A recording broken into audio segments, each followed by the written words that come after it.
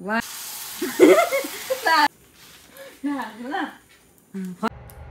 Hello guys and welcome back. Hello guys, आज चाहिँ हामी दिदी बहिनीको छुट्टी छ, त्यही भएर आज हामी चाहिँ घरमै बसेर मिठो मिठो खाना पकाएर खाएर टाइम स्पेन्ड गर्ने भनेर सोचिरहेछौँ। खासमा त बाहिर जाने काम पनि थियो, तर कोरियामा चाहिँ एकदम चिसो बढिसकेको हुनाले हामी चाहिँ आज बाहिर नजाने भनेर सोच्यौँ। आज हामी बिहान ढिला उठ्यौँ नि, 12 बजी नलागिसक्यो। आज 12 बजीसम्म त हामी सुतेरै गयो। अब उठेर खानासाना बनाउने खाने भनेर सोचिरहेछौँ। चिया छाने छैन है गाइज।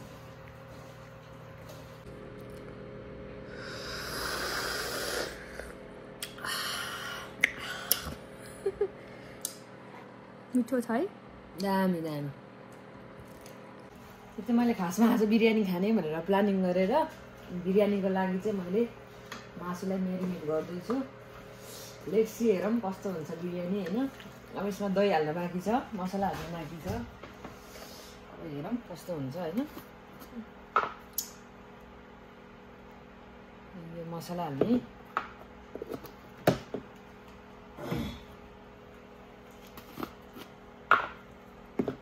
यो चाहिँ के मसला? यो जिरा पाउडर हो, नेपालबाट लिएर आएको थिएँ कि मैले पहिला। 1 वर्ष भयो ठ्याक्कै ल्याएको। डेट एक्सपायर भयो कि भन थाहा छैन, त्यसै डेट त हेर्दिनँ म। यसमा चाहिँ थोरै 2 चम्चा 1 चम्चा जति दही हाल्यो भने चाहिँ एकदम टेस्टी हुन्छ क्या यो बिरयानी चाहिँ। सो मैले दही हालेर यसलाई चाहिँ मसँग पन्जा चाहिँ थियो, तर पन्जा चाहिँ युज गरिनँ, मैले हातैले मेरिनेट गरेँ यसलाई। हाम्रो मन्दाल दिदी चाहिँ सेलरोटीको लागि चामल रेडी गरिदिनु। आज छुट्टीको दिन के खाने, औ सेट के खाने भनेर यसो सोच्दाखेरि सेलरोटी खाइदिनु त भन्ने लागेर नि, तर धेरै भयो यो भाँडै सानो भयो नि। हामी चाहिँ अब बिरयानी बनाउने तयारीमा छौँ। बिरयानीको लागि चाहिँ यो प्याज पहिला अलिकति रातो रातो बनाएर निकाल्नुपर्छ। यसलाई चाहिँ हल्का यतिको भएपछि निकाल्ने। त्यसमा अघि म्यारिनेट गरेको मासु यत्तिकै ऱ्यान्डमली हालिदिएँ मैले चाहिँ। बिरयानीको लागि चाहिँ अब हामीले चाहिँ चामल रेडी गर्छौँ। यो चामल चाहिँ अस्ति नेपाली माडबाट हामीले अर्डर गरेको। सो अब यसलाई चाहिँ पखाल्ने।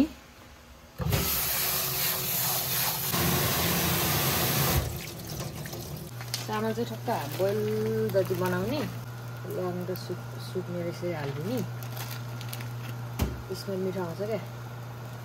यता चाहिँ मासु रेडी हुँदैछ बिरयानीको लागि। चामल धेरै हाले यस्तो छ मैले। अघि बोइल गरेको चामललाई चाहिँ यसरी तारिदिने। हाम्रो चाहिँ अब नर्मली कुकरमा हुन्छ होइन बिरयानी चाहिँ, सानो छ कुकर। मैले घिउ चाहिँ यसरी राखेको छु, नेपालबाट ल्याएको। तर सक्यो क्या घिउ। म लास्ट इयर म नेपाल जाँदाखेरि लिएर आएको घिउ, अब चाहिँ छैन, सक्यो। थोरै घिउ हाल्यो भने एकदम मिठो बास्ना आउँछ। यो घिउ त मैले नै धेरै खाएँ होला है। घिउ धेरै त होइन, थोरै लगाउनु पर्छ, किनकि हामीसँग घिउ त्यस्तो धेरै पनि छैन। सुरुमा चामल हाल्छु। चामल हालेपछि अघि मैले काटेको प्याज हातैले हालेँ है मैले, हातबाट मेरो हात चाहिँ सबै हात। मासु हाल्छु यसरी, फेरि हाल्छु मैले स्टेप स्टेपमा हो। स्टेप स्टेपमा प्याज हालेपछि ग्रेभी मासु फेरि हालिदिने, सबै हालिदिन्छु है म, किनकि ठाउँै छैन नि त। यसमा चाहिँ मैले थोरै पानी लगाइदिएँ गर्छु क्या फेरि, तर अब अझै पानी हल्का पुग्यो होइन। यसलाई 2-3 सिटी लगाइसकेपछि मुली कस्तो हुन्छ हेरौँ न। ओके, यता बिरयानी पाक्दैछ, यता फेरि सेलरोटीको लागि रेडी हुँदैछ।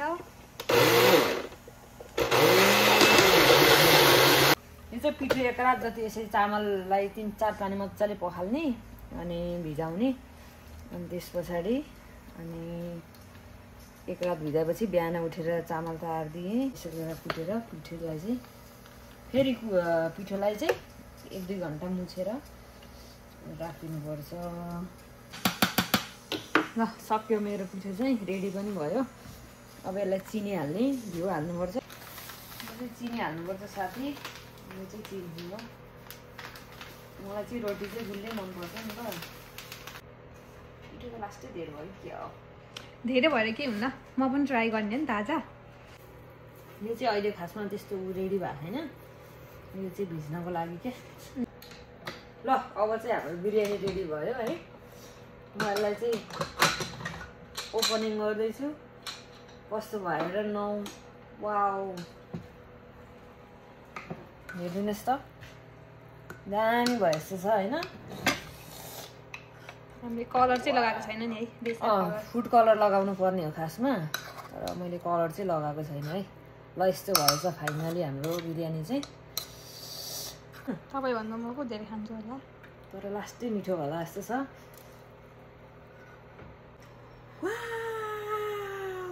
ल फर्स्ट बाइट हाम्रो बिरयानी। First bite.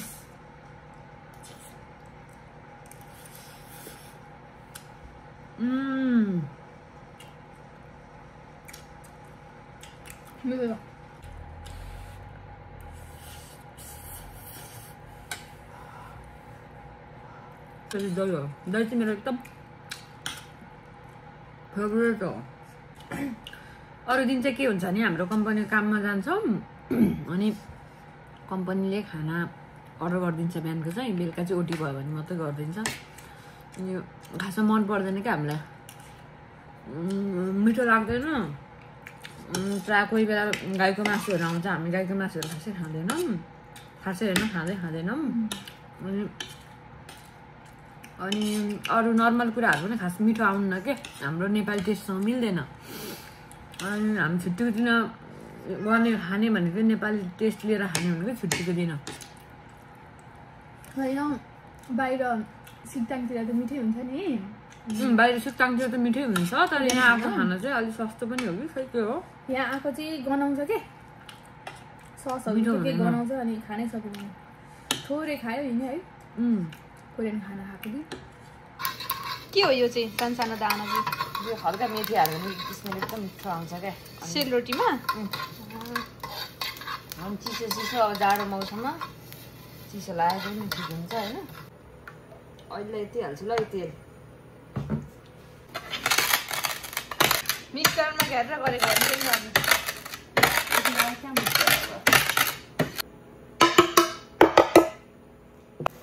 त्यो चाहिँ मैदा मिल्कहरू हो। म चाहिँ नहाल्दा नि हुन्छ, तर म चाहिँ थोरै लगाउँछु क्या पिठोको लागि चाहिँ। गाइस जति राम्रो पिठो हो त्यति राम्रो रोटी।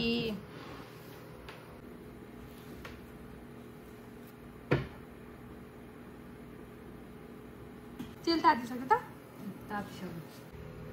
फर्स्ट टाइम कस्तो भयो हेरौँ है। फर्स्ट ट्राई है त। खोइ त निकाल्ने यहाँ छ, राम्रो भयो नि के हो। किन नफुले भन्छु?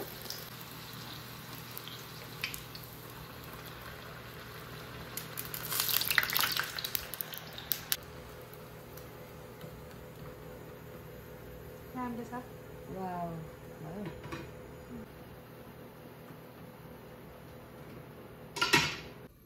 एकैचोटि 3टा काम गर्नु भएन?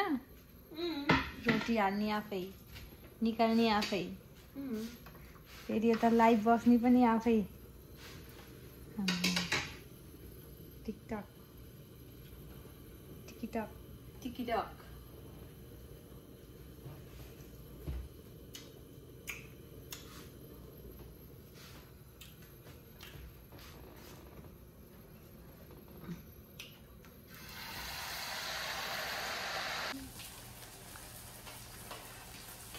आँखा तातो। अनि भर्खर गएर तातो हुन्छ नि। Hi hello. तर मलाई छिट्टै छिटो हाल्नु छ कि।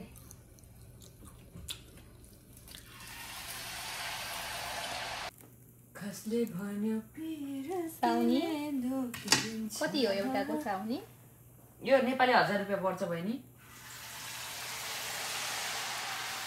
तिमीले यो रोटी हाल्न जान्दैनौ अब त पिठो मैले पातल बनाइहाले अन्जु मेरै त नहोला जस्तो भयो मेरो बहिनीको चाहिँ ल फर्स्ट टाइम छ है लाइभ बन्द गर्ने भन्दा त्यसरी होइन के अनि फेरि उता घुमाउनु न यस्तो गर यस्तो यस्तो गर यस्तो हैन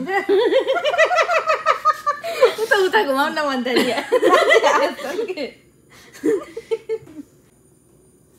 न वाउ फर्स्ट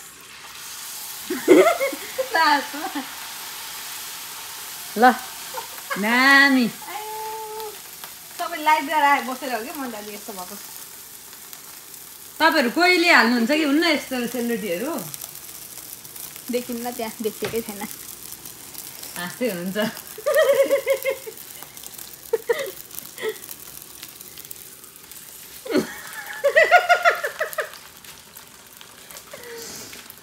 नतर्सिनु है नतर्सिनु फर्स्टचोटि हो पछि सिक्छ यसले देखाइदेऊ